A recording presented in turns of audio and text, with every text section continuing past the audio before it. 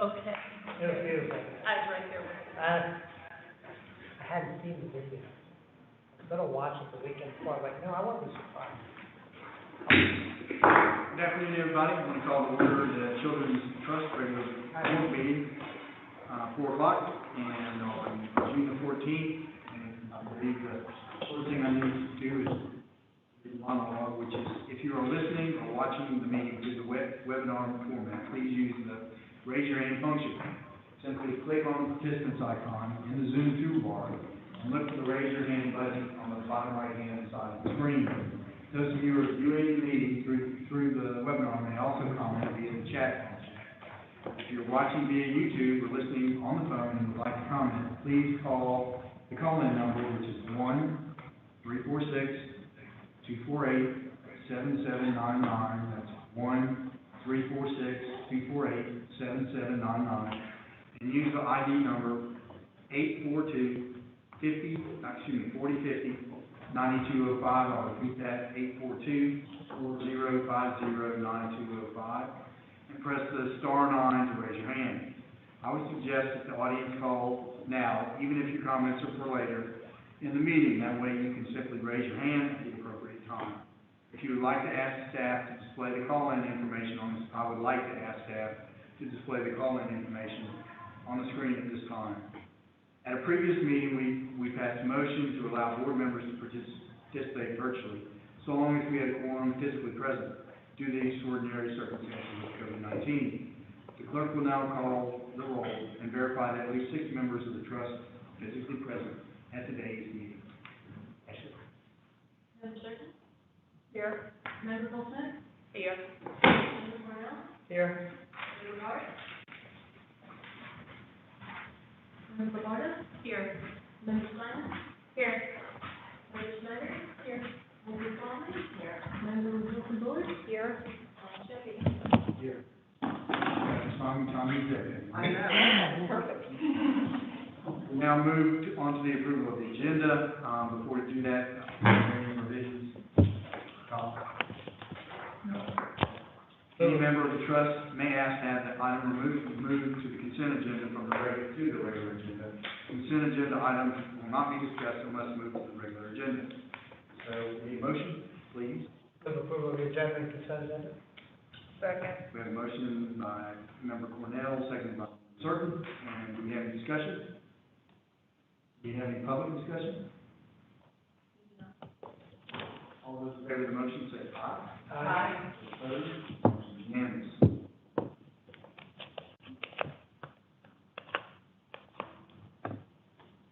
Okay. Next item would be the, I believe it's the Early Learning Coalition of Alachua County presentation. Are you going to session, Alan? Yes, I will. Jackie Hodges, the CEO of the Early Learning Coalition, is going to give us a brief presentation. 3 of us are actually on the board here, I believe. It'll be myself, Robert Longley, and then several of you are very familiar. The goal of her presentation is, obviously for those that don't know, to give a bit of an overview, but also to help us with explaining what the influx of funding into Florida through early learning might mean for our county, as well as some policy changes that just happened at this legislative session at the state. So anyway, that's a tall list for her to cover in just a few minutes, but hopefully we'll segue nicely into our budget discussion. Thank you for coming, Jackie. Thank you very much. Good afternoon. Thank you. Thank you for coming and making the presentation. Yes, thank you for having me. My name is Jackie Hodges. I've been here in Gainesville running the coalition for 4 years. Prior to that, I ran the coalition in Martin County in the River Okeechobee, known as Irmo, and then prior to that, I was running a preschool. So I've been in the early education for a while, and I've seen a lot of changes, and we have a lot of changes coming this next year. So I'm going to go over this pretty quick with the history, but I know some of you might not be familiar with some of the history of our coalition. So how do I look at this thing? Just this way? Okay. So there's the agenda over that. So this is a structure. So we are a 501c3. We were actually created by the legislature. So the legislature has control kind of everything that we do. And it started with school readiness. And even though we're a 501c3, we're kind of quasi-government because we're in the sunshine, same as you all are. Everything that we do is open to public records. And our fiscal year runs from July 1st to June 30th. And I gave you where we are now. So we're in the Department of Education, Independent of Education, Parental Choice, Office of Early Learning, Early Learning Coalition. But that's changing next year. Here's kind of our history. So school readiness started in 1999, and we've had all these different changes. One of the big ones was when, y'all remember when we voted in the voluntary pre-kindergarten? That was in 2002, and it was implemented in 2005. Okay. I'm going to go over the difference between school readiness and voluntary pre-K because it is different monies and a different way of handling it.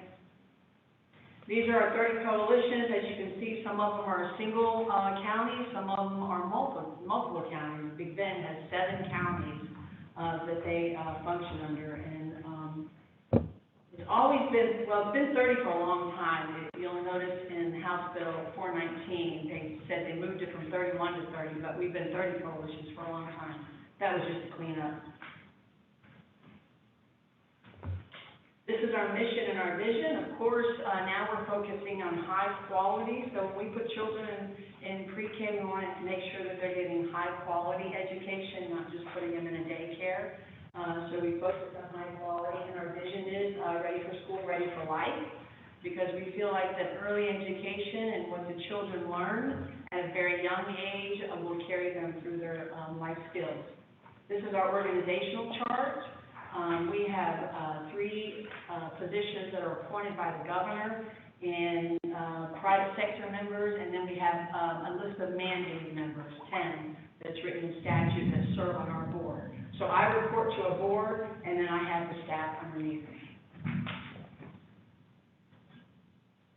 Okay, these are the programs and services that I'm going to go over, so I'll go over those independently, so I'll skip that slide.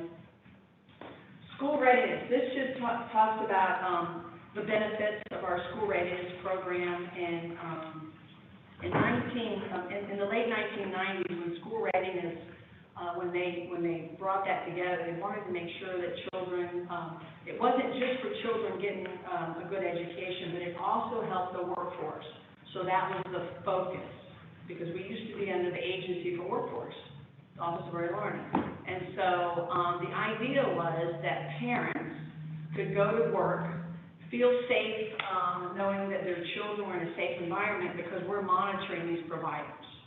And then, of course, with the financial stability, they were able to keep their job and be able to pay for child care. So it was kind of twofold. So we always recognize that parents are the child's first teacher. We realize that sometimes we have to help the parents with that because a lot of times they're still learning. So we do that through our CCR in our program, which is Child Care Resource and Referral. So our school readiness program, we serve age 0 to 13. And the child care application authorization program, that was the new money that we got for first responders. If y'all remember, there was a big headline that we needed to make sure that the nurses and doctors were getting to work and the firefighters and that. So the Office of Early Learning paid for child care for those families, and it didn't matter the income. So if they were a first responder, then we served them. So that's what that program is. That has since stopped. With the new dollars coming in next year, it could start back up again because there's going to be, with the ARPA funds, there's going to be a huge influx of dollars that the state has to figure out how to spend. So our school readiness, we are available full day or year round. We have part-time and full-time. The eligibility, so school readiness, you have to be eligible for these services. You have to at least work 20 hours or you need to be going to school full-time. We serve below the 150% of the federal poverty level. Once a family comes into our services, and if they go over that, we can serve them up to 200%, but they have to start at 150%. Families pay a minimal parent fee to use our services as well. That's dictated by the state, and it's basically so that parents also have a buy-in to the services. Our voluntary pre-kindergarten program, first of all, the school readiness program, those are state and federal dollars that we get, and we use those, state, federal, and some local match dollars. Voluntary pre-K is strictly state dollars. So we serve any 4-year-old in the state of Florida can get 3 hours of voluntary pre-kindergarten per day. That's typical of the calendar. If they're 5, between February 2nd and September 1st, they can also enroll in the VPK program. Now, you can only do one VPK program. You can't do, 4-year-old, and then when you turn 5, you can't do that. You have to pick one, and the state will only pay for one. For the school year, for the VPK program, it's 540 instructional hours. Typically, our providers will follow the school district, and they'll start when the school starts, and they typically end when the school starts, doing a 3-hour program. We do have some providers that will do a half a year and do a 6-hour program. This last year, we had low attendance in VPK across the state.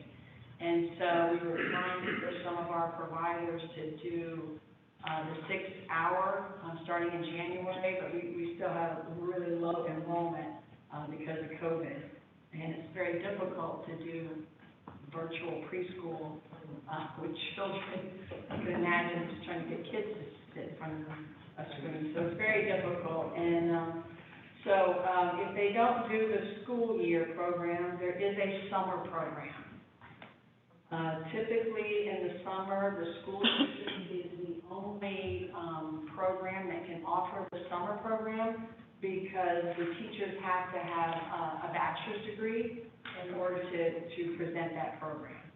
So we typically work with the school district, and they'll have something set up. Sometimes our providers will have a teacher that has a bachelor's, but it's rare that they have that. So we go to use the school district. So I think this is the part that Colin wanted me to kind of go over.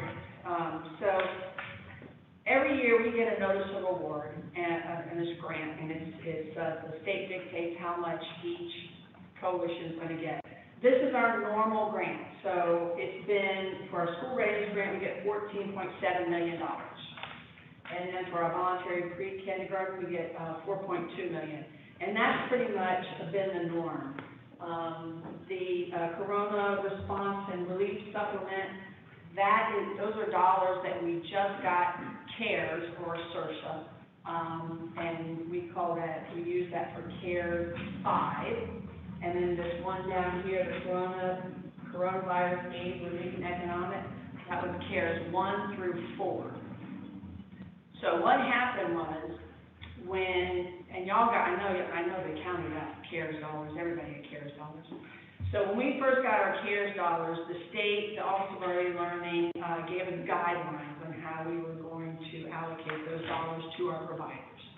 And we had a phase 1, phase 2, and phase 3. So I'm talking just about this $2.2 million right here. And this is Alachua County, this is for us.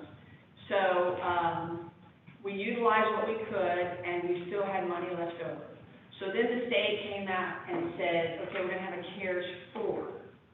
Basically, CARES 4, the guidelines were you had to be open and operating by October of 2020, and you got a certain amount of dollars. It was up to $20,000 per center.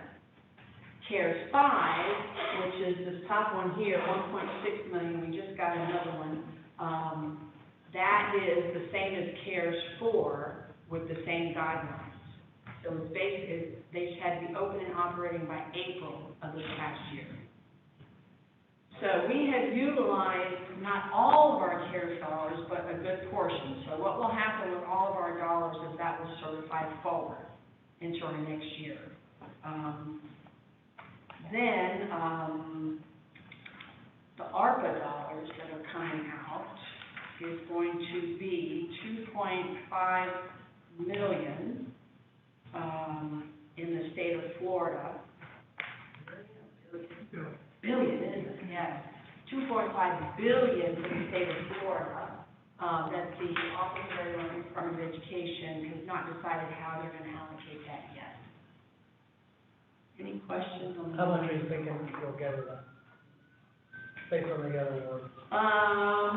We could get 2 to 4 million. And, Lee, and, what are the guidelines for that spending? What are the guidelines? We don't know what the guidelines are yet, because with CARES 4, it was basically you had to be open and operating, and it was based on capacity. If you have 150 children capacity, you didn't have to serve that many, but if you had the capacity, you got $19,000, okay? And they did the same thing for CARES 5, because they're trying to spend down this money. This is federal money that if they don't spend it down, they only have so much time to use it. So now what the Office of Early Learning has been talking about, we have a shortage in teachers in the field. They're leaving the field. So we have a shortage of preschool slots. Because if you don't have the right amount of teachers, you have empty classrooms, you can't serve the children. So the Office of Early Learning is now giving a bonus, and I know y'all talked about it, we talked about it in Department of Education, giving a $1,000 bonus to teachers to stay in the field, and then they're going to have another one.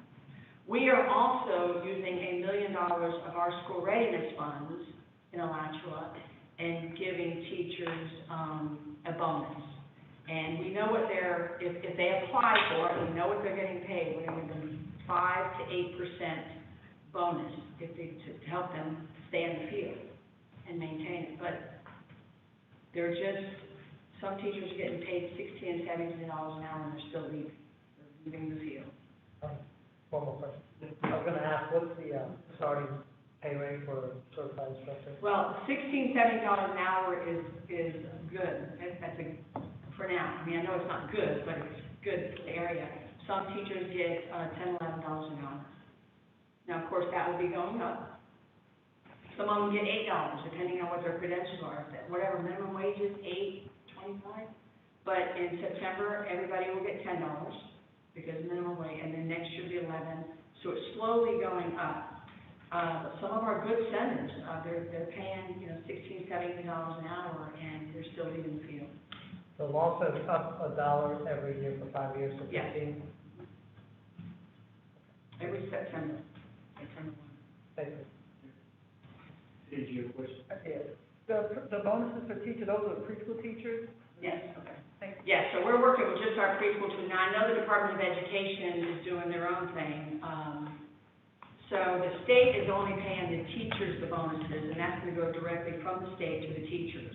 What we're doing with our $1 million is we're paying the teachers directly, and we're including owners and directors. Try to keep their business open. So with the new ARPA dollars, what is being proposed is some way of keeping teachers in the field, sustainability, incentives. But we're not the only field that's doing that. There's a lot of people that are doing that. Paying for like they've been doing. If you have a capacity, we'll pay you $20,000 to just keep running. So those are some ideas that Office of Learning has come up with. Nothing concrete yet.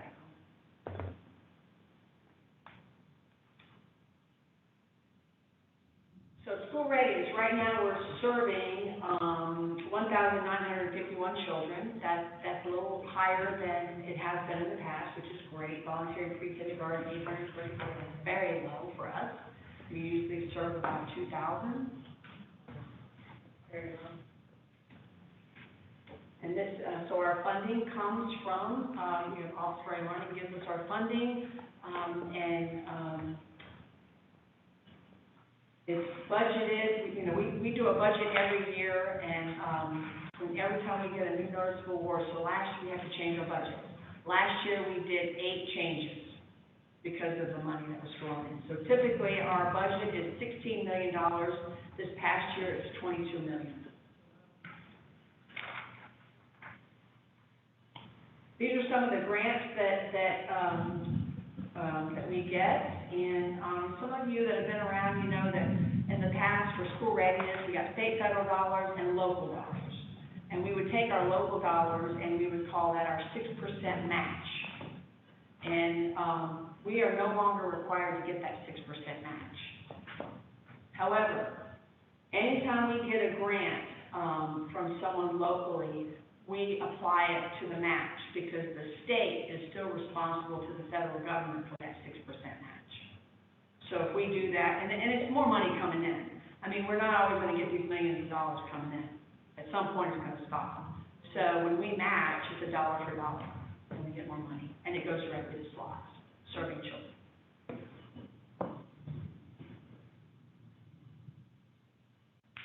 Child Care's resource and referral. So in the past, that has always been known as our open door policy. So our front door policy. So anytime anybody would come in our door, even though we serve children for preschool, if a family came into our center, we would ask them, do you need anything else? Are you new to the area? Do you need to find a doctor? Do you need a dentist? Do you need rent? Do you need this? And we would help them navigate throughout the county. In our eligibility department is the department that decides or makes sure that the families are eligible for the services, and resource and referral is part of that department. So we do a lot of outreach and awareness, just trying to get our name out there, make sure people know who we are, that we're available, and we're here to help. It's been a little different with COVID and doing it virtual, but we still did that. We're starting to get back in the community a little bit now, because it's opened up some other things that we do. Finance. So of course our finance, they've been very, very busy.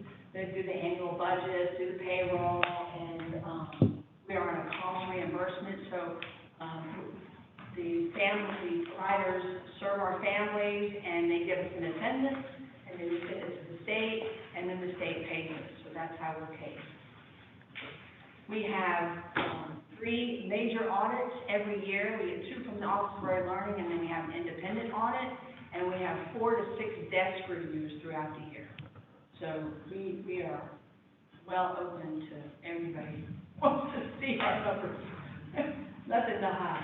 So any questions? I know it was a lot of information, and yes. Yes, ma'am. I have a question.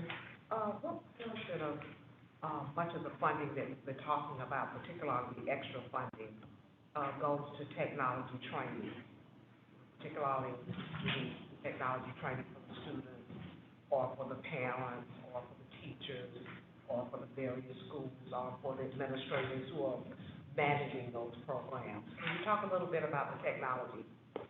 Yes, ma'am. So under normal circumstances, so we contract with 100 providers at preschools. And in our notice of award and our contract, we give training to those preschools no matter what. It's part of our budget. It's part of our $16 million budget. So we have a program department that works with the preschools and coaches them, monitors them, and this past year, we've trained a lot of them on how to use Zoom. And so any training, if they want to get more educational training, we work with them on that. So our budget, we don't have a defined budget because our program department goes out there, but it's about $200,000 in training, just programs. And then at the end of the year, if we have extra dollars, then we are helping provide supplies for the preschools, things that they need for the children, blocks, curriculum. A lot of times we'll buy curriculum, and everything that we give them, we give them support.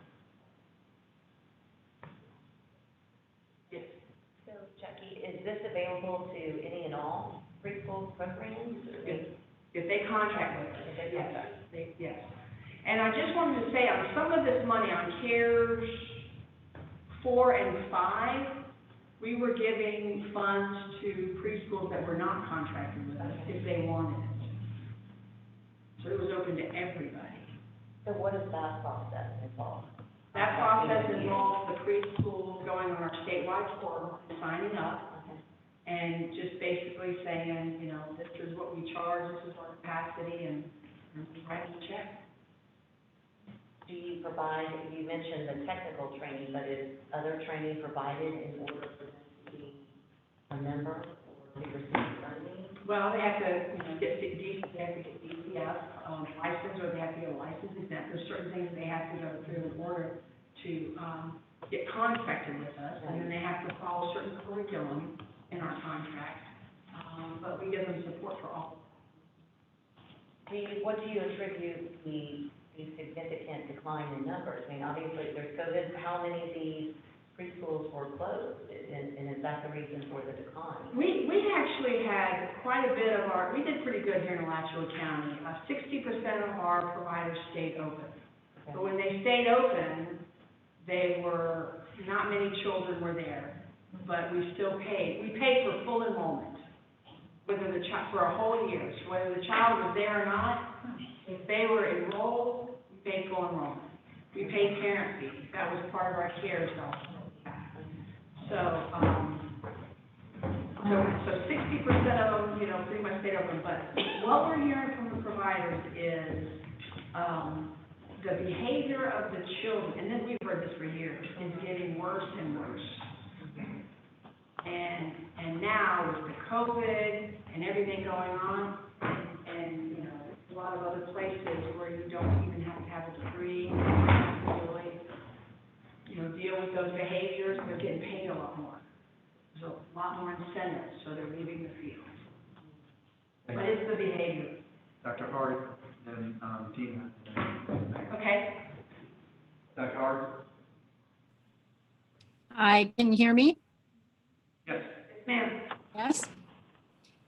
Okay, I have a question about, I understood what you just said about 60% of the centers staying open. What happened to your wait list during this period of time? Did it get longer or shorter? And I don't really care whether it's long or short. Why are kids on the waiting list? Is it just capacity issues, or is there more to it than that?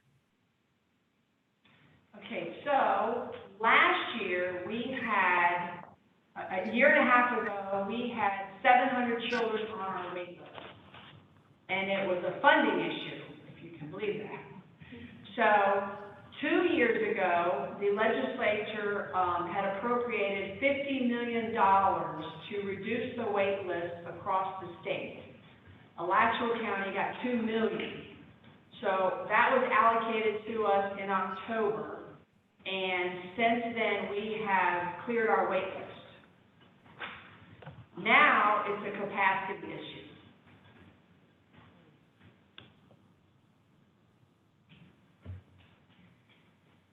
They're good, Dr. Hart? Yes, but how many are on the wait list now? I heard you say that you were able to clear the wait list, but now it's coming back? No, ma'am. Well, we clear it every week. And so if we clear it on a Friday, on Monday, we could get 40 children. By the end of the week, we'll get 75 to 100. We clear it, and then the next week, the same thing happens. So let me just ask a follow-up question. Are you noticing what I kind of understand from the way these centers operate, that there's a lot of turnover of children? Like they may go to a place for a while, but they don't stay for a whole year? We haven't really heard a lot about that, but that has been the issue in the past. Yes, because the family's very transitional, like they move around a lot, but that's not the focus now. Now the focus is trying to get the children in the centers, and now that everyone's starting to go back to work, now they're wanting to go back in the centers, but now the centers have low capacity because they don't have the teachers. They have empty classrooms. It's a new problem that we've never, ever dealt with. Yes, thank you. How many children do you serve, older students, older children, like 10 to 13? I know the preschool age and non-school age children. We serve about 400 school-age children. Wow. We serve a lot of school-age children. So the whole idea was, from the, when they did the child care, block grant, and they changed that, and, I think it was in, 2016. The idea from the federal government is that we have continuity of care, and we serve the whole family. So in statute, we have guidelines of who we serve first, according to poverty level, age, and whatnot. So if a family comes in and they have a 2-year-old that they want to sign up, we ask the family, do you have any other children in the household that would need our services? Because a lot of people think we're just, birth to 5. So we ask the question, and sometimes they'll say, well, I have a 3rd grader, and so we ask them if they want to serve that 3rd grader, and, because they qualify. So we serve a lot. During, when we had the, first responders, we were serving almost double that in school-age children. Is the school district's EDP program provider, contracted provider for the school-age children? The school district? No, ma'am. The reason is, I'll tell you the reason why. So, the rules changed on the qualifications of who could watch children, and it got a lot stricter. And the school district, a lot of times they'll hire U.S. students, which, fine, but they have to have certain qualifications, so many hours and whatnot, and it was not even that it was costly, but trying to get the student who just want a part-time job, earn a little extra bucks, it wasn't going to work out. And then that happened across the state, so a lot of the coalitions do not contract after-school care with the school district. And we tried to get a waiver for that, working with the state, I did. I'm trying to puzzle together the pieces of the extra $6 million that you got. You said your usual budget was 16, and you jumped to 22. Yes, ma'am. You got an increase in school readiness kits and a decrease in voluntary pre-K, and yet you filled the capacity gap, right? So if I said I had 100 slots, but I was only getting 60 kids, you were paying me for the other 40 in addition or whatever. Mm-hmm. So if now I have fewer teachers, am I reporting a lower capacity to you, so I'm basically not going to get as much as if I had all of my teachers? Correct. So it's costing the centers more. So the viability of the centers is truly at risk, because I'm sure they're trying to make up cost on volume, and if they don't have enough volume, they can't make it. So I'm like looking at a train wreck of insufficient teachers, therefore low capacity, and the state dollars to subsidize that go away. So are we looking at a situation where in another year or two, we could be facing a real loss of childcare in the community? Yes. I want to just make sure I understand. Yes, and so, I was just talking to my finance director about the ARPA dollars, because it's a lot of money. It truly is a lot of money. And, if the state can draw that money out for 3 years, because I think that they have 3 years before they have to pay it back to the federal government, so they have to rotate the money to state level. And so if they could, now this is just me talking, I'm not saying anybody's doing that, but if they could do that, that would help prevent the train wreck a little bit. And then, I'm talking with my colleagues statewide, and we're trying to figure out ways to incentivize, teachers to get into the program. Like, a lot of other companies are doing the same thing. Everybody's trying to do that. Right. I mean, when McDonald's is posting $18 an hour to flip burgers, and you're dealing with kids with behavioral issues. Exactly, yeah.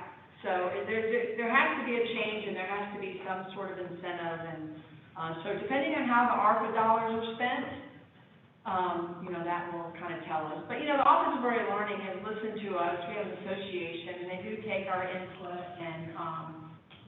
and listen to, you know, what's going on at the local level. Because what's happening here is happening different in Miami, you know, it just depends. And so, that's kind of our focus right now. Then another question following up on that, is there any other incentive, I mean, not that cash is a bad incentive, but if the cash is gonna run out, are there other supports that can be given to the teachers that would help retention? You know, are there other ways to engage them in either development, staff development, things that are career building, that aren't that direct? Because if you start giving bonuses all the time, then that just becomes part of people's base pay in their head, and you can't sustain that. I'm just wondering if there are other things that could be supportive of those teachers and keep them. Another thing, but it's very difficult, is most of our preschools don't offer, insurance. And so that's a biggie for a lot of people. And it's costly, it's costly, so that would be some, I mean, you have to have a love to enter. But you've got staff to be qualified to take care and your services.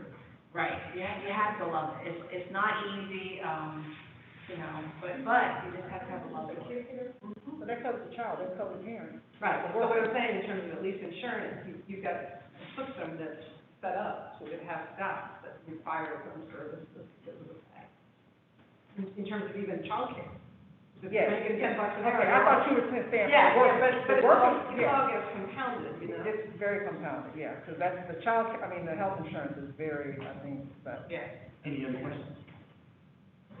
Are there any other questions? Real quick, following up on Maggie, what's the pay difference that your budget needs to stabilize the teachers? And how can the trust us? What's the pay difference?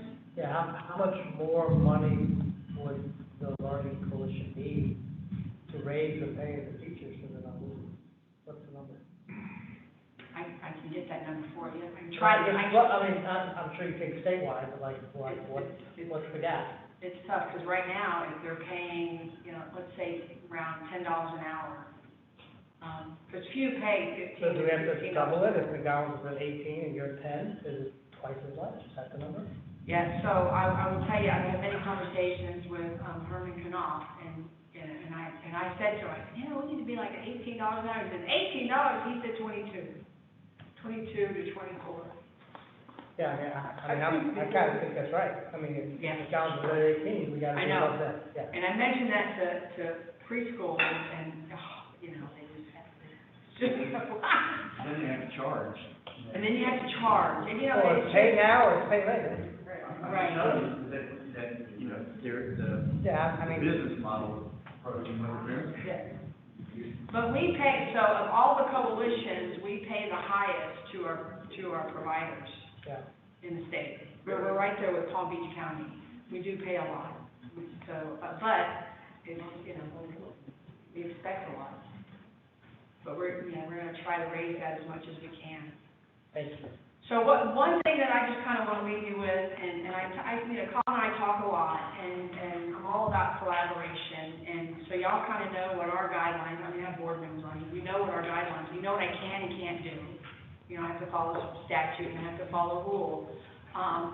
One of the biggest problems for our families, would be the ALICE population. Because when a family comes in and they get our services, 9% of their income goes to child care. That same family, if they don't get our services, 70% of their income goes to child care services. 70. So, you can imagine if we have someone that comes in, and we cringe every time someone just barely over the 150% of the poverty level, and we have to say no.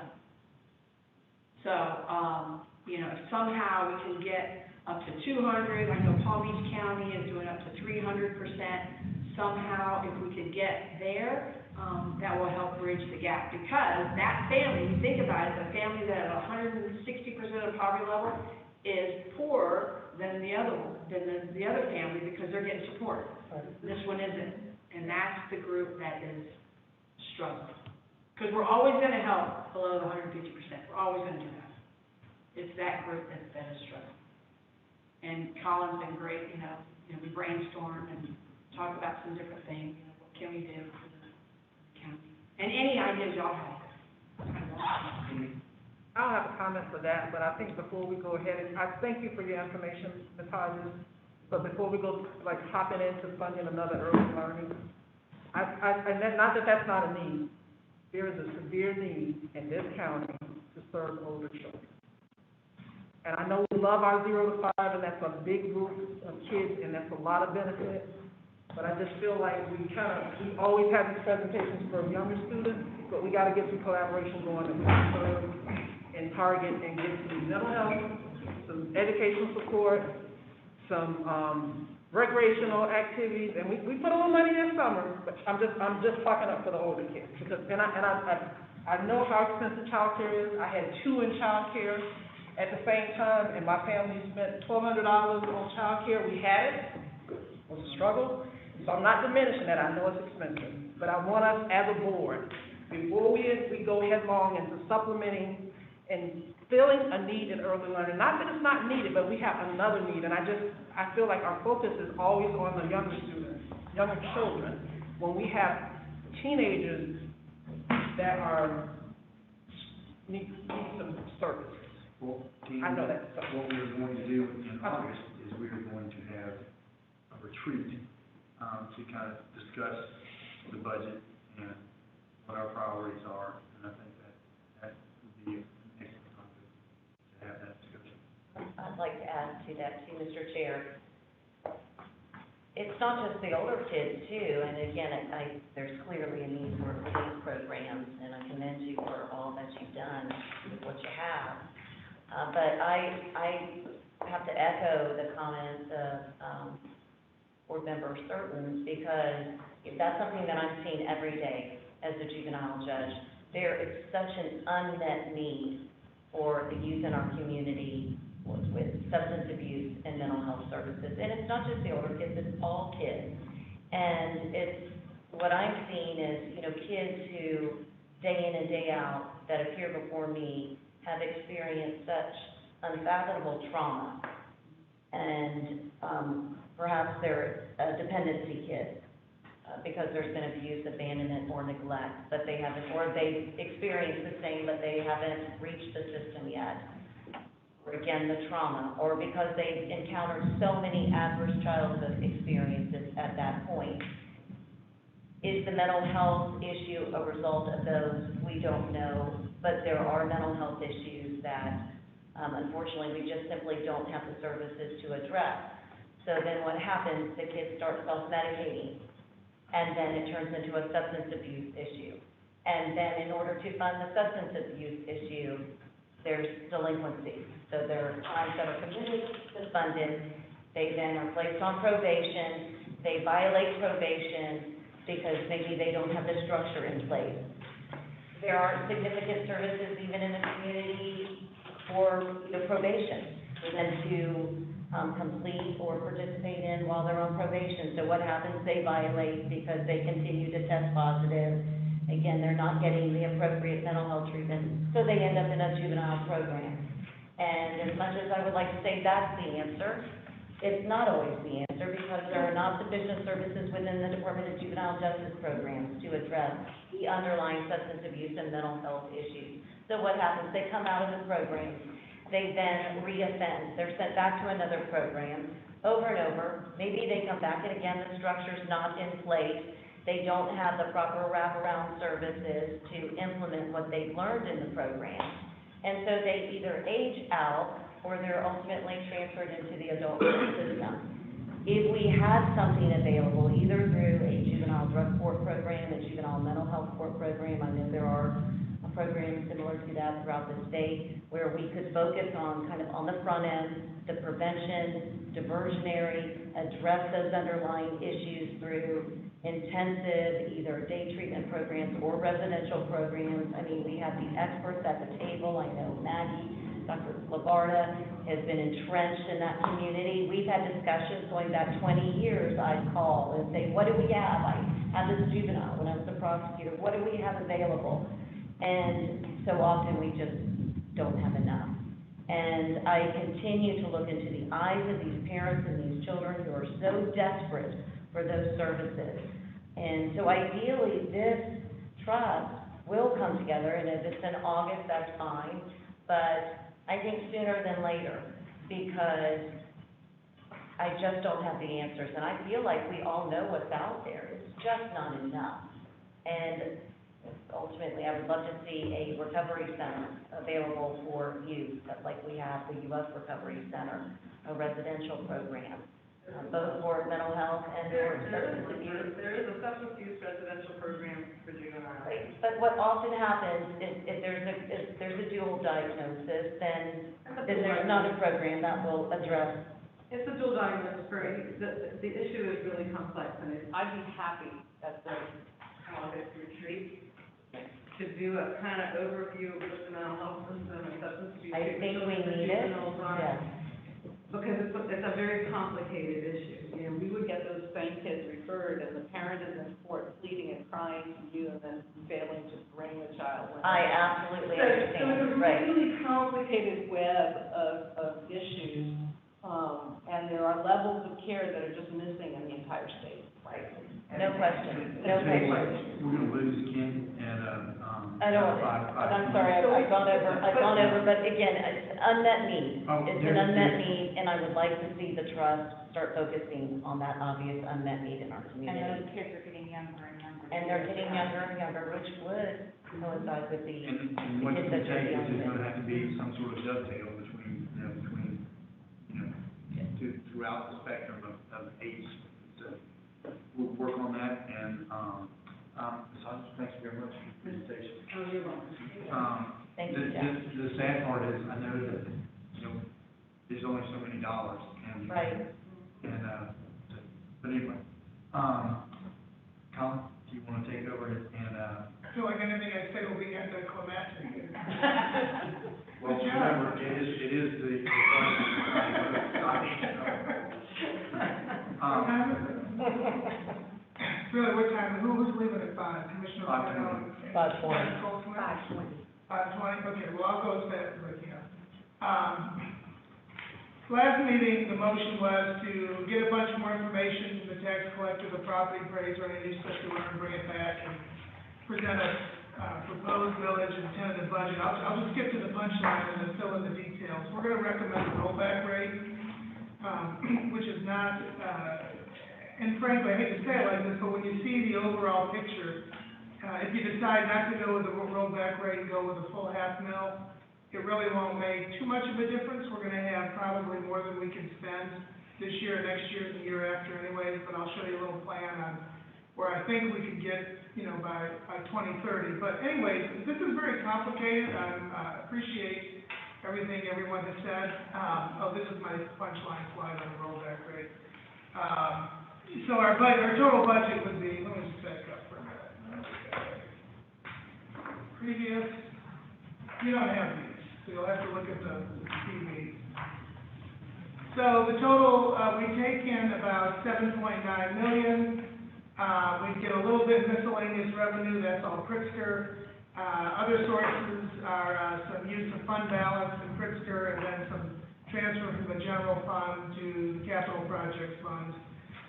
Let's see. So, our budget balances, now I'm having trouble having my slides moved, so our budget balances, and it's about 8.1 million. So what's changed from the last time we met? State and federal funding policy, that was part of today's meeting. I will say, just a quick segue, or a quick, try to connect some dots, I should say. The last meeting, and my slides are in your minutes, we recommended a few programs, mostly around, mostly we're dealing with the younger children, prenatal, early learning, and child care center support. Two of the things we mentioned, one of them was the Business Leadership Institute for Early Learning, which was specifically to design the business problems in child care. And it's essentially a small MBA for child care centers, and that would be a prerequisite to accreditation support, which would help centers, along with the quality work we're doing, increase their school revenue by 40%. So in other words, if they were getting one rate, $100 per child, from school readiness, if they follow through the accreditation and the quality, it could be $140, which makes a big difference to the bottom line for a center. They won't all get that much, some will fall somewhere between, depending on how they do, but the idea is that unlike the school district, child care centers are mostly run by private entities, a hodgepodge of private entities, some nonprofit, some business.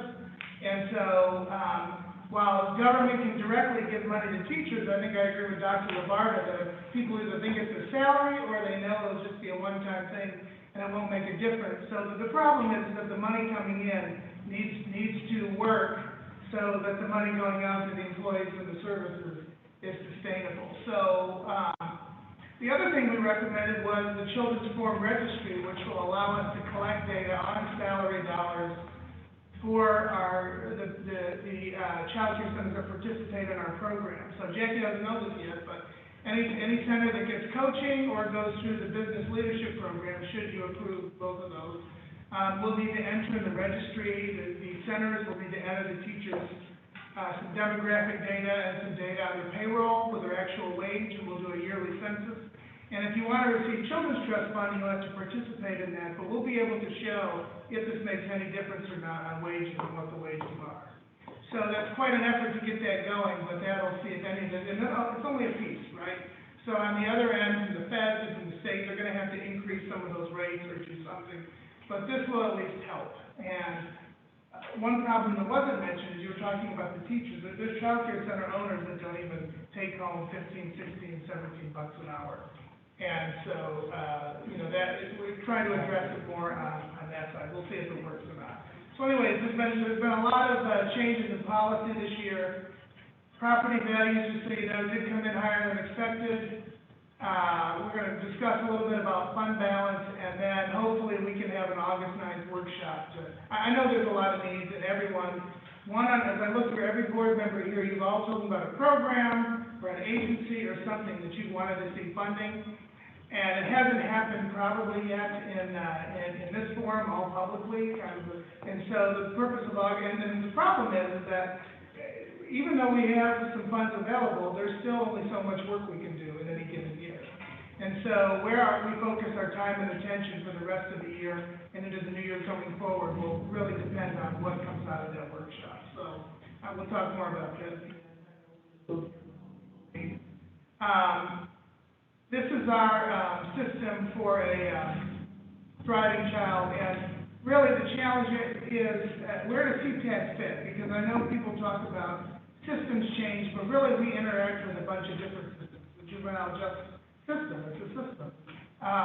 Child welfare is a system, the early learning system, the school system. So, where do we fit? Because they have things they're supposed to do, and we have the luxury of being able to really make small investments, relatively small. As you can see, we're a rounding error in the Early Learning Coalition's budget, which is 3 times ours. But our little investment should have a big impact. So this year, you have, this ARPA money from the city and the county. I hope those numbers are right. It's a lot of money. Then the number from the state is $2.5 billion. About $1.5 billion of that is what they call assistance, and the other $1 billion is stabilization. So stabilization, where you get the teacher, ideas of teacher bonuses. But you'll see some of that money come down, for example, in Head Start, or they've waived the Head Start matches. They've encouraged Head Starts to go longer, go in the summer. So you're going to see a lot of things these next few years to extend from all these different funding streams. And then, of course, you have the $90 million in ESSER funding to the district, 20% of which has to go towards evidence-based programs and ideas to support children's learning and after school and summer to kind of make up some of the differences in law. So, where do we fit? And, it's not a trivial question because we're supposed to coordinate with all of the other systems out there. And so really the framework I think that would be helpful is what are we leading on what are we following on, and where do we just need to get out of the way, okay? So, do we need to, if we're supposed to be involved in juvenile justice, what sections of that do we need to lead on, where do we follow, and what do we not need to be involved on?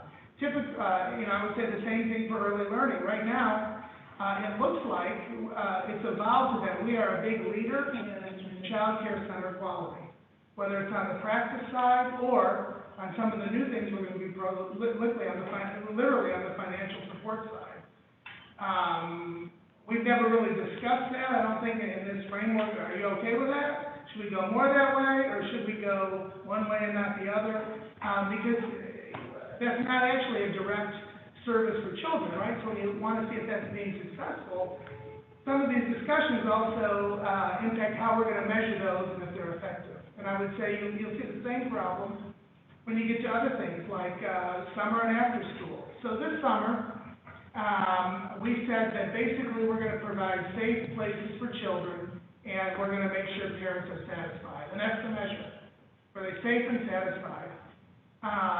I would guess the school district is probably going to focus more on learning, right? Making up learning differences, as well as all of those other things, because you still need to be safe. But if we have a role in that in the future, when these funds go away, then that makes a big difference in how we start to fund and what we require of these programs now. Maybe we're no longer summer fun, we're summer learning. And I would say the same thing would go, for after school. What is our role in all of this and helping to sustain some of this going forward? It's a challenge. It's a challenge. And so, Colin, may I interrupt for a second? Go ahead.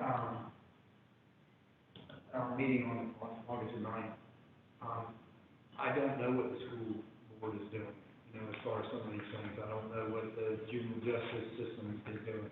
So is there a way to come up with some sort of,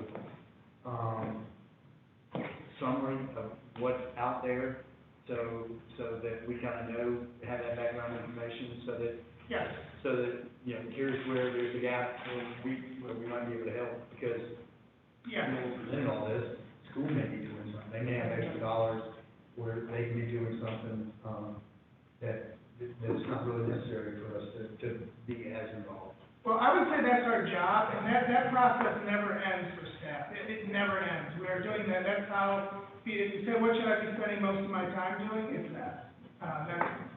So, and I'll give you a few examples. So Dr. Simon gave a very thorough presentation a few weeks ago, and I just picked out 3 things. I could have picked out probably 10 or 15, but a lot of the things sound similar to some of the things we funded last year, or some of the things we've considered, or even some of the things that some other children's trusts are doing in other counties. So, for example, she talked about, and she's here, so she has all the details, but I think that the tutor was a great leap for the volunteers. So we funded at least one agency already that uses Great Leaps. We funded family strengthening workers in child care centers, but they're the same that's operating in the resource centers. And it was interesting to learn that in Broward County, they do have a bereavement collaborative already that's heavily funded by the Children's Services Council. Those are 3 of Dr. Simon's priorities. So it may be that she says, hey, look, we got school covered, but, if we're going to support any after-school programs, could you help us build their capacity to use Great Leaps or something like this with the kids that we don't reach? Because we have a target population of the kids in the bottom quartile, but there's still other kids that may need them. And so I would say that's what your staff does. That's the main part of our job, is to have those conversations more and more. The good thing about having staff is that we have people that can manage the contracts we have, so we can go out and figure out where the gaps are. So, same issue with DCF. DCF is in the care coordination business now, which is very similar to some of those things. And then Senate Bill 96.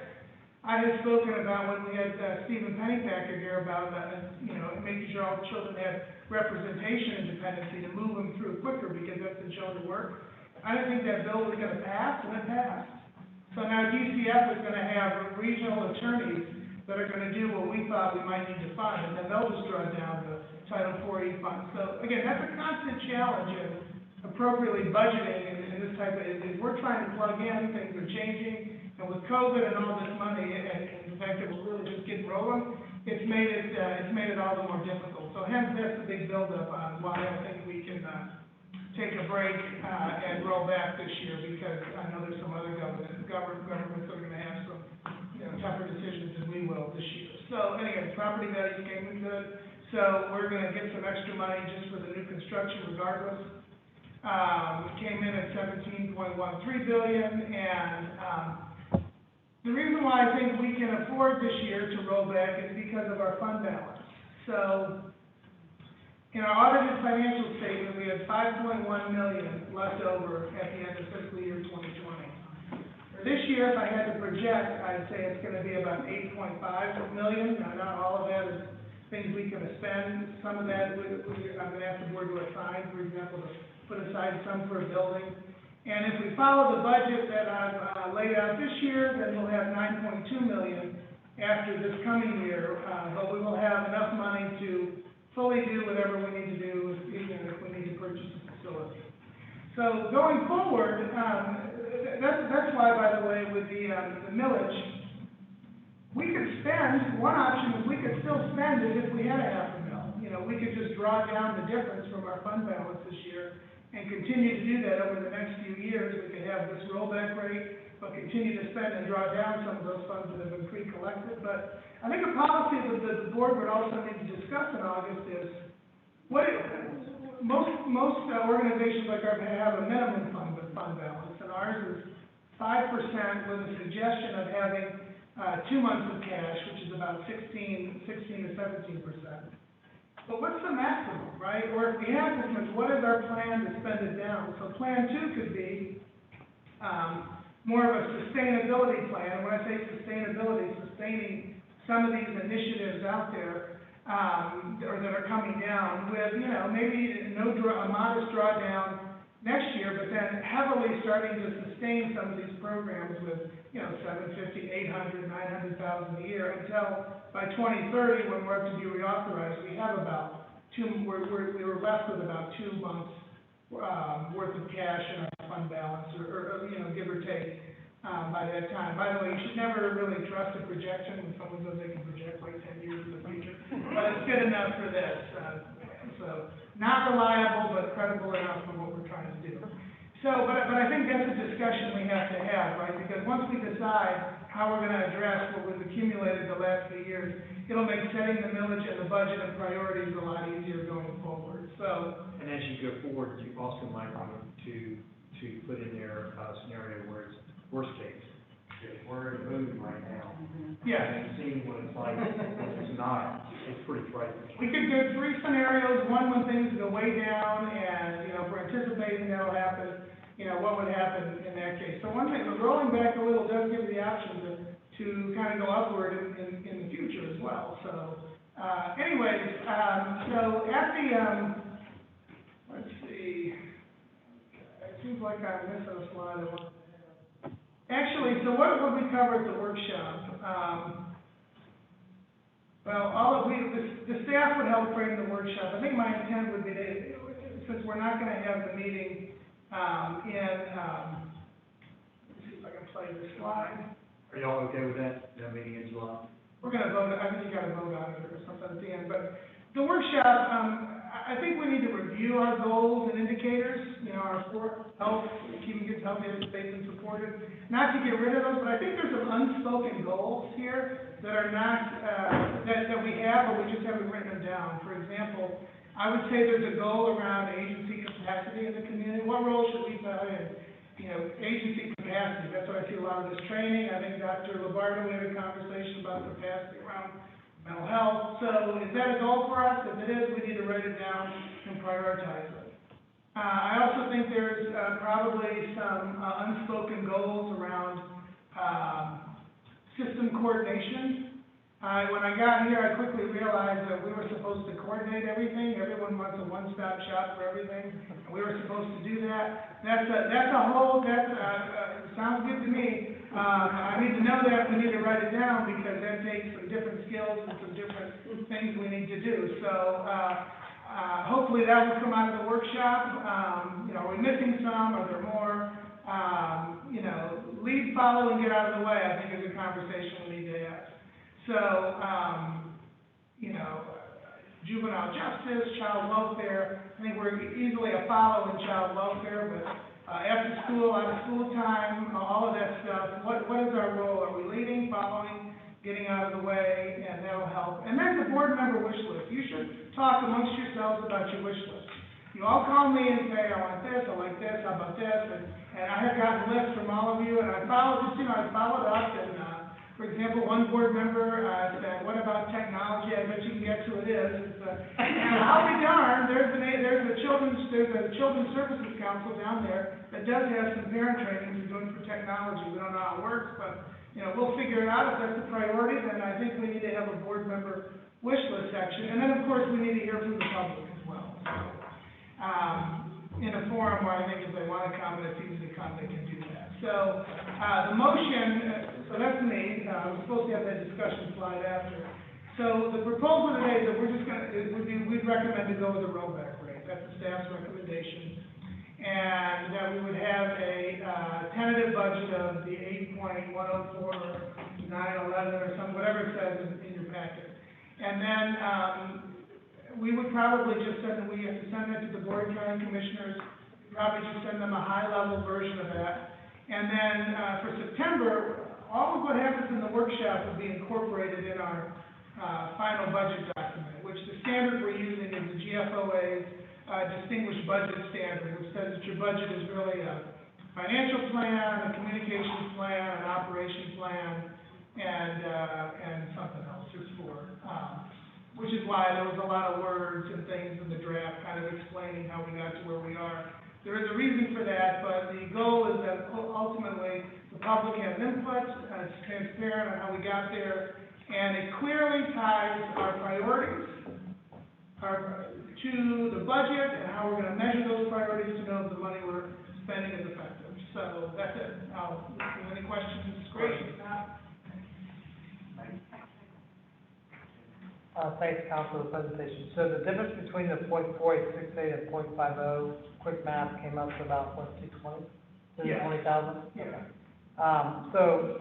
So I appreciate that discussion. I think the issue I'm having today with that decision is we can't go up, we can always go down. And when we do the tentative, it would seem to me, since we're doing the tentative and publishing it, that we ought to publish the .5. And we can always adopt the rollback rate when we adopt the budget in September, but if we adopt the tentative with the rollback rate, we can't go up, because then we'd have to What's the need? You got, you're flush with cash. So on that point, we do have lots of cash, and so I'm a governing member for the library board, and we're gonna adopt the 5th straight year rollback. And, that is an organization that is very mature. I think we are not very mature yet. I think we have started to build organizational capacity. But prior to this presentation, I heard two members talk extensively about the unmet need. And until we have met that, or at least have a plan to meet that, why would we roll back? So I would move that we approve the proposed millage rate of 0.5, tentative, under Resolution 2021-9, and that we move the approved tentative budget to the increase as stated in Resolution 2021-10, sent to the county commissioners. And I'm open in September, Lee, to discussing the rollback, but I want to get through August 9th. Okay. You have a motion. Is that a motion, Ken? Yeah, that's much. I'll second that. Okay, any discussion?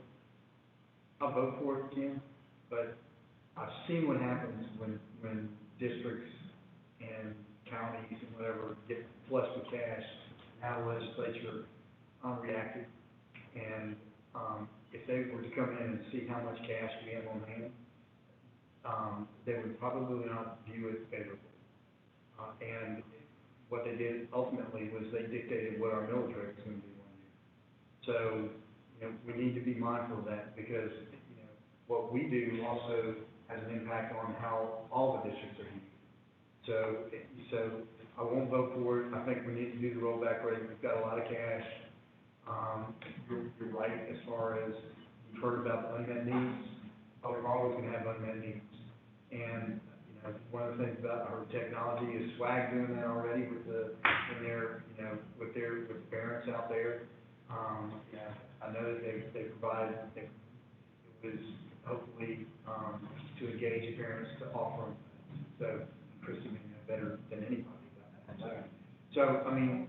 I hear you loud and clear. I would add to the motion then that at our budget hearing date, that you bring back what the other trust tentative millage is proposed. Are they all doing rollback, or are they doing status quo, or are they doing the max? So I'd like to see that data. Well, that's fine. Because that's going to impact the But legislature, it doesn't right? make any difference what theirs is, because, you know, are you gonna see what their fund balance is? You could, You could, yeah. just pull their 990. We've had a lot of discussion about fund balance in our association, so I don't really have a problem either, as far as incorporating a half a mil, we'll just put it right in the reserve line item, and we'll decide what to do with it. I would recommend, though, when we talk about fund balance in the association, everybody's concerned about having too much, and what they have done is they've adopted max policies, and when they get over, staff has to bring back plans to get it down within a certain amount of time, which is, I think, I love exactly that. what. I love Which is that. exactly what I think I just recommended, so. I think that's appropriate. Right. Yeah, that's an important discussion. I do think that as we move to this August 9th, I don't know, I didn't look at the schedule, but I think we need more than our usual 2 hours. Yeah, I was gonna If, recommend what you know, time. if we're gonna have all of this kind of serious discussion, and each of us that has expertise in different systems, you've got Cheryl in the CCF, well, you've got Judge Bullard, certainly, you got me, we're all gonna be able to, and I think it would be helpful to share what our perspective is on what the system actually looks like, because I doubt anybody in the room with me knows how Medicaid works with that. I was saying earlier, Medicaid is the best payer for mental health system, not commercial insurance. Right. And, you know, it's the broadest benefit plan, right? That most people, I say that to go, huh? So I think it would be helpful for each of us who have an area of expertise to have the time to do that. And I don't think we can do that and make these decisions in a 2-hour meeting. Maybe we need a Medicaid person dedicated solely to help Oh, people. trust me, I can talk to you about Yeah. Medicaid funding until I turn blue in the face. I would recommend that we start that meeting at 1 o'clock. I would totally support that. But, I mean, we have another motion, but I just want to be clear before I vote on either of these, that we're gonna have enough time the 9th to really have that kind of in-depth We can conversation. get it here in 1, so that's okay, we can just check. All right, so any further discussion? Any public discussion? You have 2 questions. Big Bird? I have 2 questions. Okay. First one is from Cherry Kitchen. Colin, thank you for raising the issue of children that are falling through the cracks. Any program addressing mental health and substance abuse has to address trauma, otherwise the treatment are only minimally effective. The other issue is that caregivers often are unwilling to participate in voluntary services that create supportive changes in the households when children are returned to the home. Is here to see the child as close to the problem. And King says, will people aside from the advisory board be able to attend and contribute to the August 9th workshop in a participatory way? It's a public meeting, yes. Yes, and we can, my plan for July was to have one-on-ones with everybody, and we can structure the public comment any way you'd like, to make sure that the public gets adequate opportunity. Any further questions? Any further comments? Okay, all those in favor of the motion say aye. Aye. Opposed? Let me just clarify, the millage rate. I mean, I have to abstain on the vote. It's a tentative millage rate that the county will then spend out for the library, the county, the school, all that. Yes. I suggest you break it up into 2 motions, so if the judge wanted to vote on the budget, but not the millage or whatever. Right, I can vote on the budget, just not the millage. Okay, but we really don't have, we're not really, it's really not. Okay. The tentative budget that goes to the county, and the statute, but then we'll vote on the budget. Yeah, that would be too. So just to be clear, we're only voting on the millage right now. Now, we'll vote.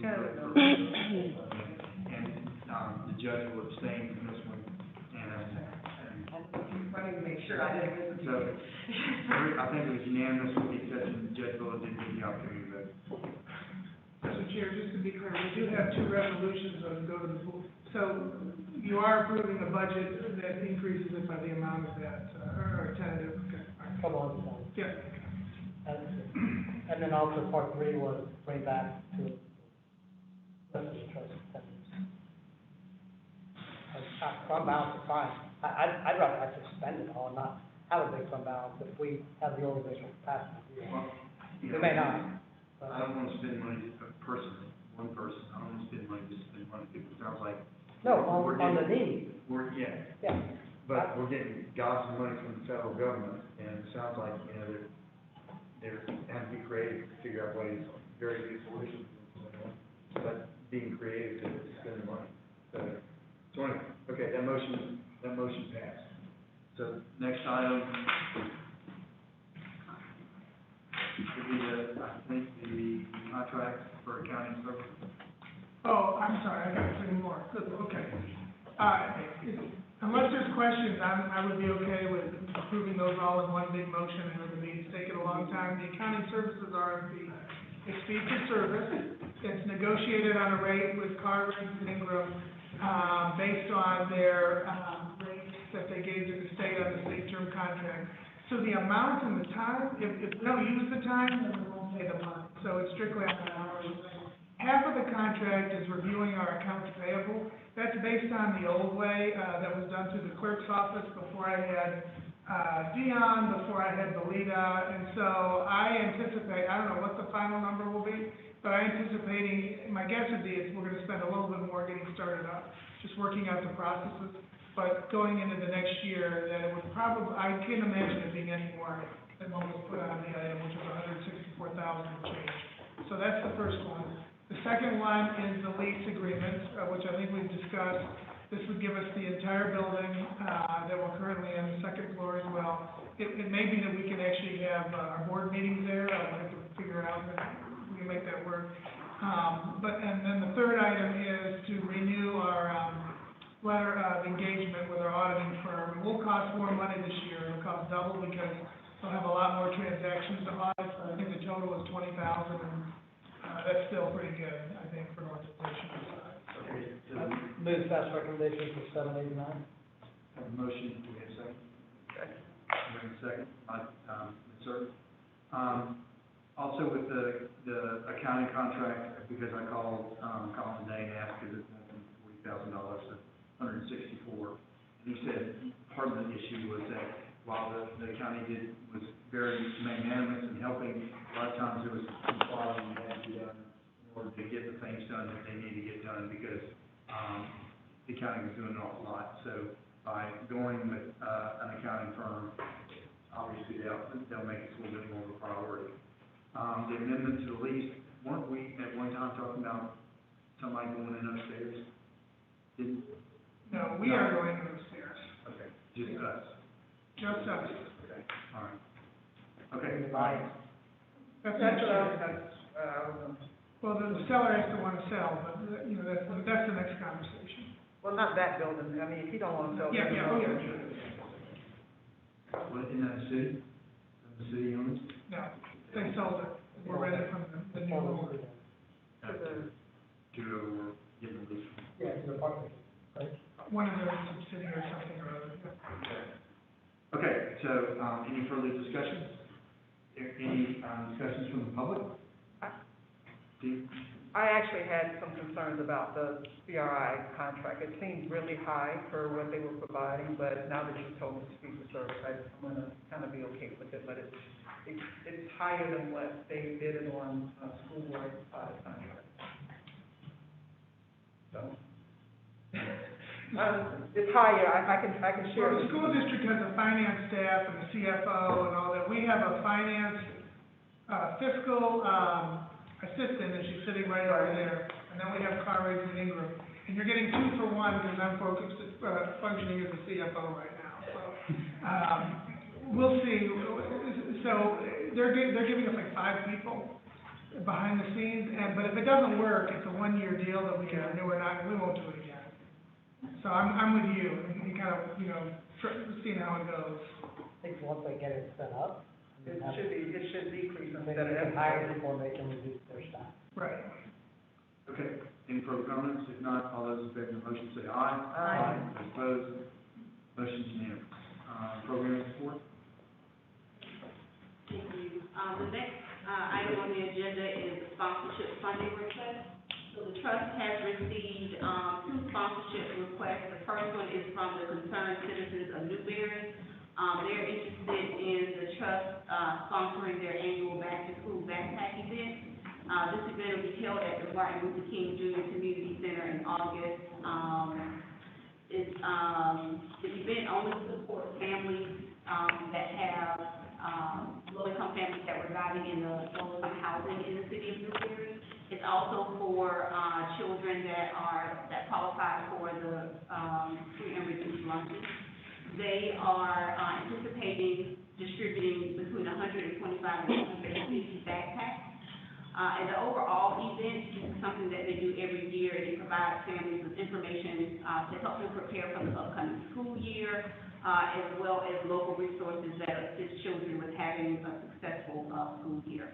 They have requested, $2,000, and, the trust is recommending, approval for this sponsorship.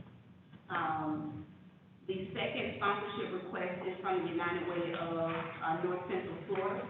That is for the Alachua campaign for grade level reading. Our local campaign for grade level reading they serve as a hub for collaboration among nonprofit partners, business leaders, government agencies, as well as individuals that are investing in the work of supporting grade level reading. The solution areas that this, arm of the Florida campaign for grade level reading is attendance, school readiness, out-of-school learning, and the parental and family support.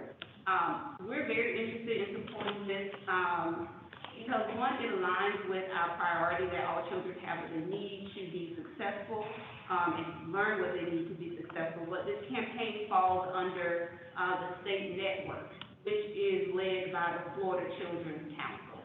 And so we have trust staff that sit on this committee. And we're working closely with the United Way, and collaborating with them on future campaign initiatives and programming.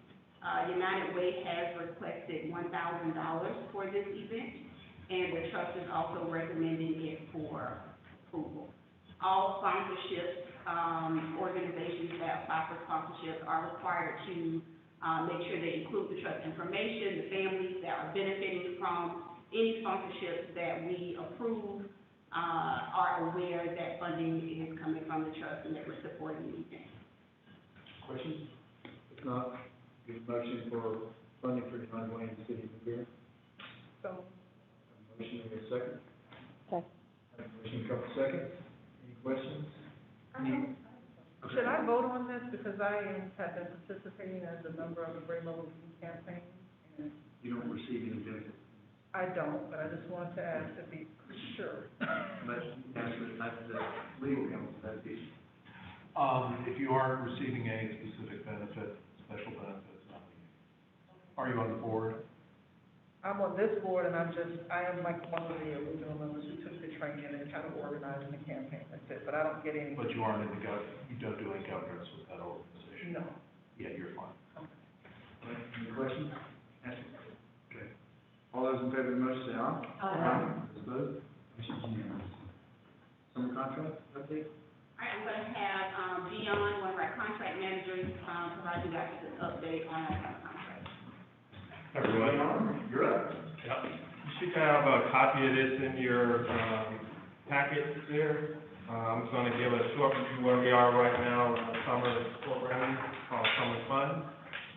As you all know, we funded 22 agencies this summer, for programming.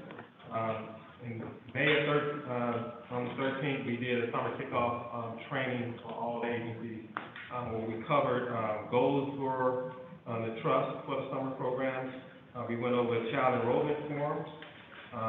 We also, went over invoicing, submission documents, and program advance requirements, that are related to the community foundation. We went through the process of having, background checks and screenings for all staff working summer program.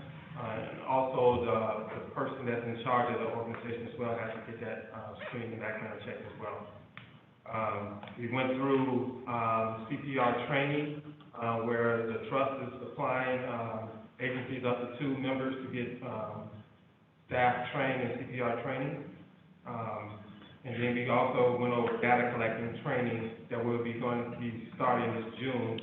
And we will also follow up before each reporting period this summer with agencies.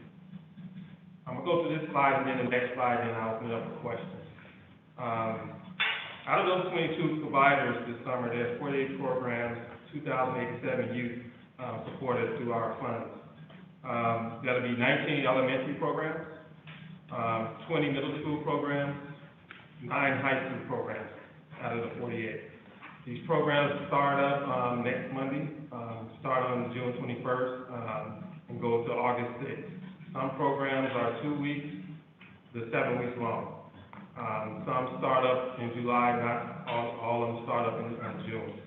So this upcoming week, they start the program, the school is ending, but myself and the lead other contract manager and other staff will be going out the week of June 28th to do our monitoring and site visits. In those visits, we will be doing random checks, not just personnel folders, to make sure they have proper information there around CPR training staff on hand, and also their background screening. We also will be verifying 2 youth in the program to make sure they're fitting the criteria for enrollment for those funds under the tax funding criteria around low to moderate income.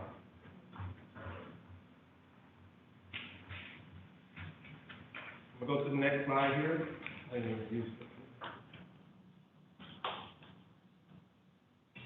want to focus on our collaborations that's been supporting us with the summer programs, with the Alachua School and also Gator CPR, supplying the CPR first aid training. First, I want to highlight the Alachua County School Food and Nutrition Department. I'll give special thanks to Maria and Jennifer Ayala around the support they've been giving our agencies with summer food and also lunches for the summer. We have currently 16 of our providers will be open sites through this partnership, and that means they will not only just fund the summer camp youth, but also they're open to community members in their surrounding areas to come and also receive lunch and dinners or breakfast. We have 2 providers only receiving lunch out of their request. This has been communication from them to the nutrition department. We have 1 provider only wanting breakfast and 1 provider only wanting snacks for their program. As you guys know, we are not allowing these agencies to use our funds towards any kind of food. So that's a requirement. So this partnership has been very helpful in supporting those programs this summer with some food for these youth during the summertime. The other collaboration with the Alachua School is also the transportation department. We've been working with that department with Mr. Jones and Ms. Evans. They've been awesome in trying to figure out field trips for some of our sites. Currently, we have 5 providers that will be getting support for field trips only through the summer program. And those trips, it's between June 21st up until July 19th. The cutoff date. I think that's the end when bus drivers are working this summer. So we have 5 agencies that will be getting support from the school district around field trips. So that is very helpful as well. And last but not least, the collaboration is with Gator CPR. They will be doing the certification and training. There's a 2-step process for agencies. Like I said earlier, up to 2 staff members can be part of that. They also are offering other staff members beyond the 2 at a discount rate if they choose to enroll them in another training outside of what we're offering for them. Currently, we have 12 providers that are signed up with 20 staff members right now. Last time I checked, and I know that's kind of been increasing over the days. The certification will be good for 2 years for all who go through the training. The first part of that training is the online module training. It takes up to 2 hours doing that, and then they have to go do the in-person, which is an hour and a half of training to finalize that certification to get their CPR. And the dates for those trainings are June 15th, June 17th, and June 16th and 17th. That those trainings will be taking place at Gator CPR facility for the in-person. Any questions on those two slides?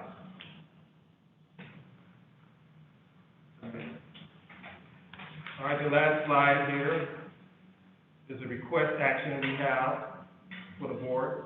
The trust is asked to authorize the executive director to provide scholarship eligibility criteria for children in foster care, children in voluntary and formal kinship care, and children under in-home case management supervision. As you see on that slide, the top part, this is what we originally had in our RFP for summer program. And the updated target population I did highlight and also underline that language I just read to be included in our requirements around the target population. Any motion? So moved. Second. And motion, member Barlow, second by Ms. Burton. Any questions? I just, on the update in the family relationship, did you find that was needed to service more students, more children? The change in language so that the programs, did they have more people that applying that had that type of situation going on? During the contract negotiation, also when they were agency was putting out there in open enrollments, they were trying to find out ways to capture some of the families that were trying to enroll and make sure they qualify.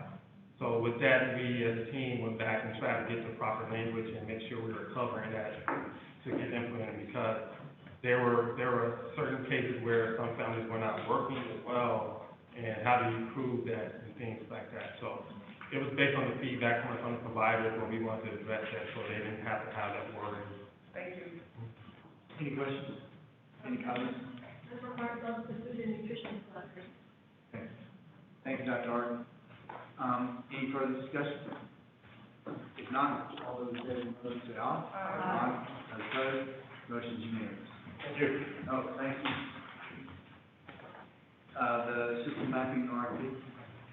So, our next presenter is, Mia Jones. Mia is our, early childhood coordinator and our Pritzker Fellow. And normally Mia is here with us, but she is at the chamber, meeting in Orlando. So she has been working on the system mapping RFP and will be sharing her, screen to present that information to you. Yeah. Good afternoon. Let me get the screen up.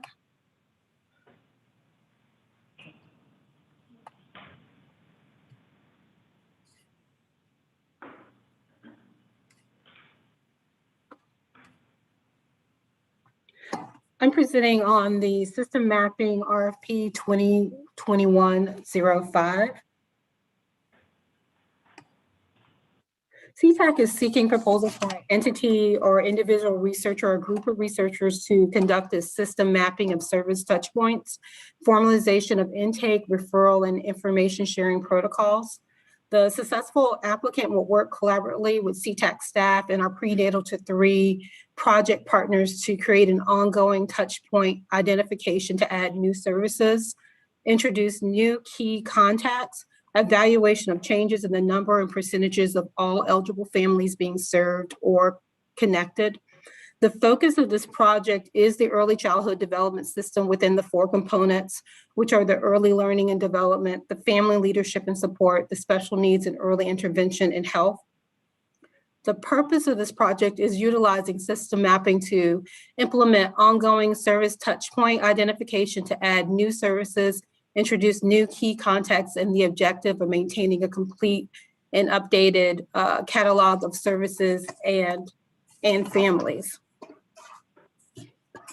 Identify the elements of the early childhood system in Alachua County, assess what organizations are doing and what they're trying to achieve, assess how families are learning about the system and how they're navigating entry and exit, assess participants' interactions within the system, inform on relationships between organizations and actors that creates sharing of information and protocols, and assess where are some of the gaps, barriers, opportunities for improving, and of course, data on current program participant numbers served by each program providers. This project should build upon and coordinate with existing state level and local needs assessments, such as those documented by the McV program, the Alachua County Children's Needs Assessment and Appendix, the Community Health Assessment if applicable, and the Preschool Development Birth Through 5 grant to avoid duplication of efforts and strengthen integration.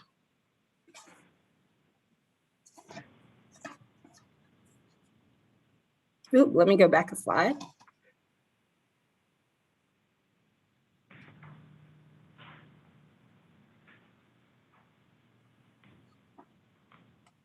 Okay.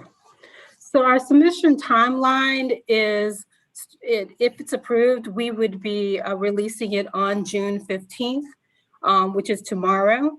Our bidders conference would be scheduled for June 21st. And of course, we'd be asking for approval of the recommendation at the next board meeting on August 9th, with a contract starting on August 24th. So those who qualify for this specific RFP, all proposed services must take place within Alachua County. Applicants must be currently qualified to conduct business in the state of Florida. Applicants must not be a charter school approved by any public school or system in the state of Florida. Applicants must have experience in leading collaborations and developing system mapping methodology for large systems. This is a 4-month project. So of course, starting on August 24th with our final report out for December the 30th. And our targeted population is actually prenatal to 5. So the reason for system mapping is this is an objective of the PCI community grant, the prenatal to 3 project, which is the first objective, which is to increase participation rates of those living below 200% federal poverty level by 17% annually in existing federal, state, and local funded maternal and infant health programs. It has with it 2 strategies and key activities. So this RFP is the first objective, increasing participation rates. And one of the strategies is the community grant is to implement system mapping of prenatal to 3 service touch points. And it is the first deliverable in the project timeline and supports the development of formal protocols for the On the Way initiative once all touch points are identified.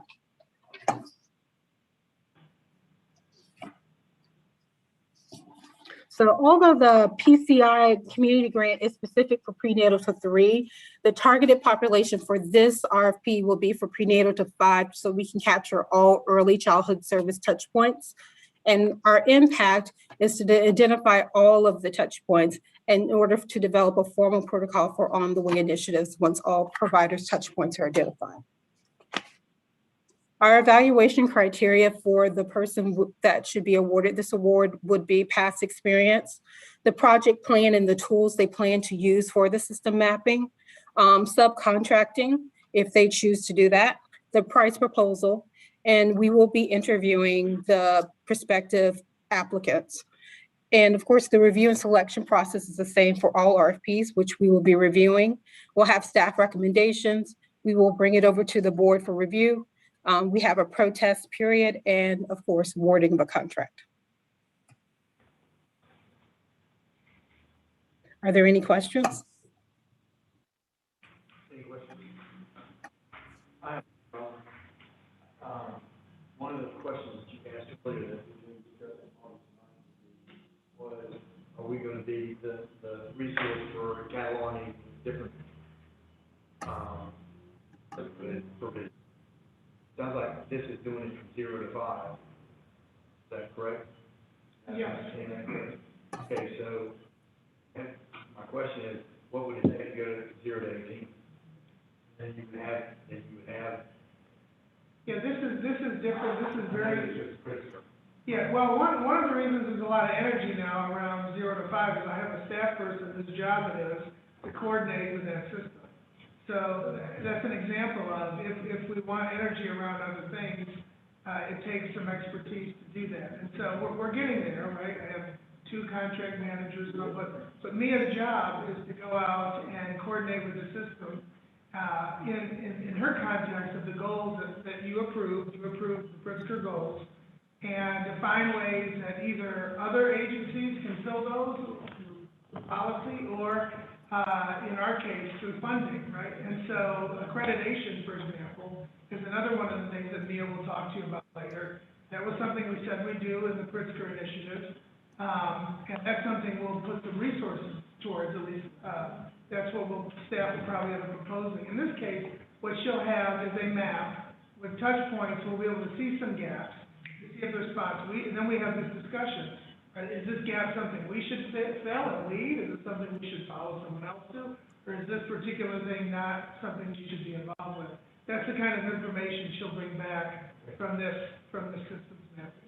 Okay, well, when we have a discussion on the ninth, and that, that question comes up. So in this case, we've already said we do it, and we're getting funding from a foundation to do it.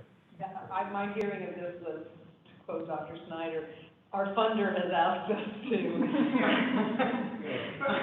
But keep in mind, we did, the summer was very similar, so the approach that at least I've taken is we didn't do a $300,000 0 to 18.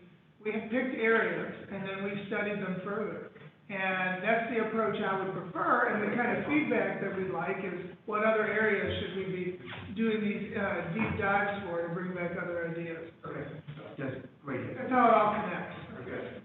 All right, so, no question, there's 4 actions it looks like that need to be taken. The trust is asked to approve the release of RFP 2021-25, resolution of asked to approve resolution 2021-8, and authorize $25,000 for system mapping, and authorize the executive director to appoint a review team of members with subject matter expertise. So we need a motion including this. And you say, So moved. okay. Have a second? Second. Have a motion by member Burton, and second by member Simon. And any questions? No questions?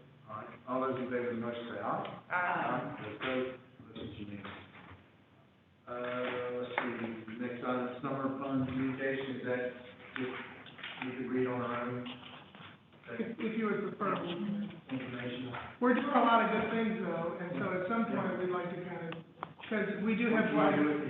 I think we should do, well, the board member that asked me the most wasn't able to stay, unfortunately.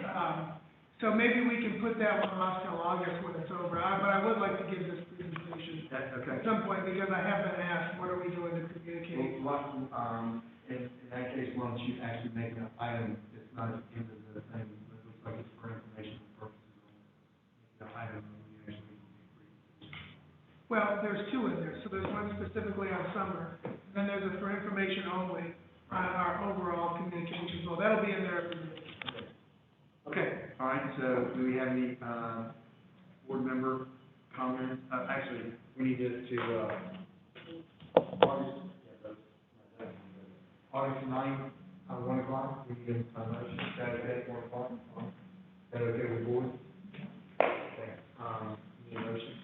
So move the meeting, to 1 o'clock, going. Okay. Motion is second. Any discussion? So we have to have an ending time? I just wanted to make clear, I wasn't moving it from 1 to 1 to 2, 1 to 3, I mean? Okay. Any discussion? Sorry, it would be on the invite if you could have it, because I know we may not go till then, but I probably need to have that window. You can edit that invite, that'd be great. How long should we? I just booked the afternoon. Okay. Thank you. Okay, all those in favor of the motion say aye. Aye. Those opposed? So, any board member comments? This is a whole lot of work, and I would just like to say to staff, yeah, that's. They're doing a great job. Yeah, all of the staff.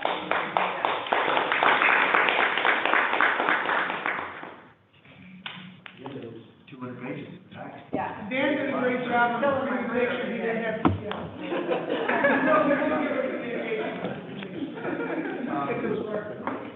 Any public comment? No? Okay. All right, so, and we've got the informational items that were on there, and the next meeting will be Monday, August 9th, at 1.